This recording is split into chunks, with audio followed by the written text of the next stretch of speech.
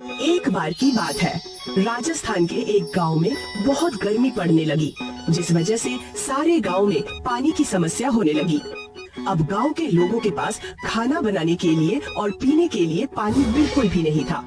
इस गांव के लोग पानी लेने के लिए दूसरे गांव में जाने लगे, पर गर्मी की वजह से उस गांव में भी पानी की कमी पड़ गई और वहाँ का पानी भी सूख गया। चारों तरफ पानी की त्राही त्राही हो गई। लगता है इस बार गर्मी से मर ही जाएंगे। सचमुच इस भयानक गर्मी ने तो जीना मुश्किल कर दिया है। लोग बोलते हैं जल ही जीवन है, पर जब जल ही नहीं रहेगा तो जीवन भी खत्म हो जाएगा। बहन, मैं तो बहुत परेशान हो गया हूँ। घर में पीने के लिए एक गिलास पानी तक नहीं है। समझ में नहीं आ रहा क्या करूँ। हमारे घर का भी यही हाल है। परिवार में 5 लोग हैं और सिर्फ एक मटका पानी बचा हुआ है। आदमी अपने घर जाता है और घड़े में हाथ डालता है तो देखता है घड़ा बिल्कुल सूखा पड़ा है। ये घड़ा भी खाली हो गया। अब तो प्यास से मरना ही पड़ेगा। हे भगवान, अब तो आप ही बचा सकते हो। तभी इस आदमी की गाय आवाज करने लगती है। गाय के रंभाने की आवाज सुनकर आदमी गौशाला की तरफ आता है। ओह, लगता है गाय को भूख लगी है। वो एक गठरी सूखा चारा गाय को देता है और वापस अपने घर आ जाता है, पर कुछ ही देर में गाय फिर से रंभाने लगती है। अरे, अभी तो चारा डाला था, फिर भी आवाज कर रही है।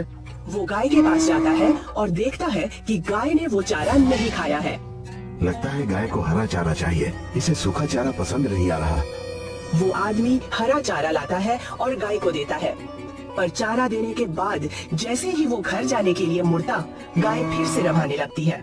आदमी को कुछ भी समझ नहीं आ रहा कि गाय चारा देने के बाद भी आवाज क्यों कर रही है। वो गाय के पास आता है और देखता है कि गाय का गला सूखा हुआ है और वो जोर जोर से सांसें ले रही है। ओहो, लगता है गाय को प्यास लगी है। अब क्या करूं? मेरे पास तो खुद ही पीने के लिए पानी नहीं है। गाय के लिए कहां से लाऊं? गाय और जोर जोर से हांफने लगती है। लगता है इसको बहुत तेज प्यास लगी है। अगर यही हाल रहा तो ये मर जाएगी। नहीं नहीं, मुझे गौ हत्या का पाप अपने सिर पर नहीं लेना है। वो आदमी गाय को खूंटी पर से खोल देता है और उसे गौशाला से बाहर की तरफ हाँक देता है। गाय को सचमुच पानी की प्यास लगी है, इसीलिए खूंटी से छूटते ही वो नदी की तरफ दौड़ पड़ती है। पर जैसे ही गाय नदी के पास पहुंचती है तो वो देखती है कि नदी पूरी तरह सूख चुकी है। यहाँ तक भागते भागते गाय का गला बहुत सूख चुका है और वो प्यास के कारण नीचे गिर जाती है और जोर जोर से हांफने लगती है। इस रास्ते एक बूढ़ी औरत और उसका पोता गुजर रहे थे। गाय के हांफने की आवाज सुनकर वो बूढ़ी औरत गाय के पास आती है। औरत के हाथ में पानी की बाल्टी है। लगता है गाय को बहुत प्यास लगी है। अगर इसको जल्दी से पानी नहीं पिलाया तो ये मर जाएगी। दादी, हमारे पास तो सिर्फ एक ही बाल्टी पानी है। अगर ये पानी हम गाय को पिला देंगे तो हम क्या पियेंगे? बेटा, इस समय इस पानी की हमसे ज्यादा जरूरत इस गाय को है। तुमने सुना है कि कभी प्यासे को पानी पिलाया नहीं और बाद में अमृत पिलाने से क्या फायदा? दादी, इसका क्या मतलब होता है? बेटा, इसका मतलब होता है कि अगर कोई प्यासा है और उस समय अगर हम उसे पानी नहीं पिलाएंगे तो कभी बाद में अमृत पिलाने का कोई भी मूल्य नहीं है। इसीलिए हमें किसी की मदद तब करनी चाहिए जब उसे हमारी मदद की सबसे ज्यादा जरूरत हो। ठीक है दादी, इसे पानी पिला दो। बूढ़ी अम्मा गाय के सामने पानी की बाल्टी रखती है और गाय पूरा पानी पी लेती है। पानी पीने के बाद गाय हांफना बंद कर देती है और ये दोनों घर की तरफ चलते हैं तो गाय भी इनके पीछे पीछे इनके घर आती है। जैसे ही शाम होती है तो लड़के को प्यास लगती है। दादी, बहुत प्यास लगी है। बेटा, घर में पानी तो नहीं है, देखती हूँ, क्या पता ये गाय दूध दे दे।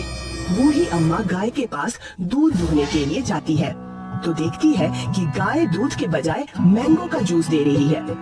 अरे वाह, ये गाय तो ठंडा ठंडा मैंगो का जूस दे रही है। बूढ़ी अम्मा बाल्टी भर के मैंगो का जूस लाती है और इसमें से एक ग्लास मैंगो शेक लड़के को देती है। लड़का मैंगो का जूस पीता है। अरे वाह दादी, ये तो बहुत ही स्वादिष्ट है और ठंडा भी। इससे तो मेरी प्यास बुझ गई। एक गिलास मैं भी पीती हूँ। अम्मा भी एक गिलास मैंगो का ठंडा ठंडा जूस पी लेती है। अरे वाह, ये तो सचमुच बहुत स्वादिष्ट है। तभी बूढ़ी औरत के घर वो आदमी आता है जिसने गाय को घर से निकाल दिया था। बहुत प्यास लगी है अम्मा, जल्दी से थोड़ा पानी दे दो पीने को, नहीं तो मैं प्यास से मर जाऊंगा। बूढ़ी अम्मा बाल्टी में से एक गिलास मैंगो का ठंडा जूस इस आदमी को पीने के लिए देती है।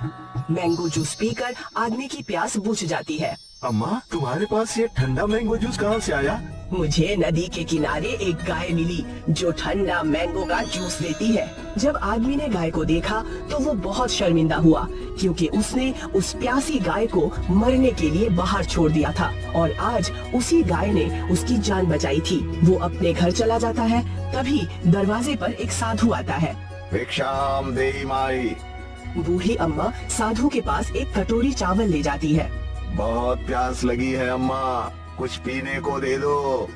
बूढ़ी औरत बाल्टी में से एक गिलास ठंडा मैंगो का जूस साधु को देती है, जिसे पीकर साधु की प्यास मिट जाती है। आज तुमने एक प्यासे साधु की प्यास बुझाई है, सदा सुखी रहो। साधु बूढ़ी अम्मा को आशीर्वाद देता है और बूढ़ी अम्मा की झुकी हुई कमर सीधी हो जाती है।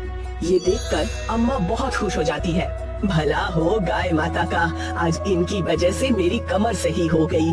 अब बूढ़ी अम्मा पूरी तरह स्वस्थ हो गई थी और वो ठंडा मैंगो का जूस पिलाकर सभी गाँव